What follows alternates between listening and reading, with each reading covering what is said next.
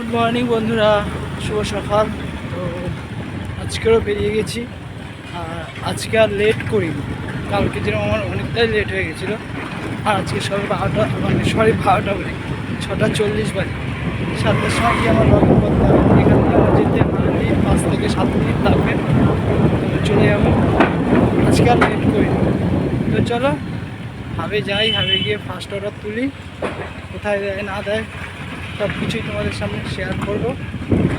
আজকেরও কাজ করবো আমি, প্রায় এখন থেকে যাচ্ছি আর বাড়ি আসবো না আজকের, কারণ অর্ডার অনেকটাই বাকি আছে। আমাদের হচ্ছে সপ্তাহে ইনসেন্টিভ, প্রত্যেক দিনে ইনসেন্টিভ থাকে না, সপ্তাহে ইনসেন্টিভ।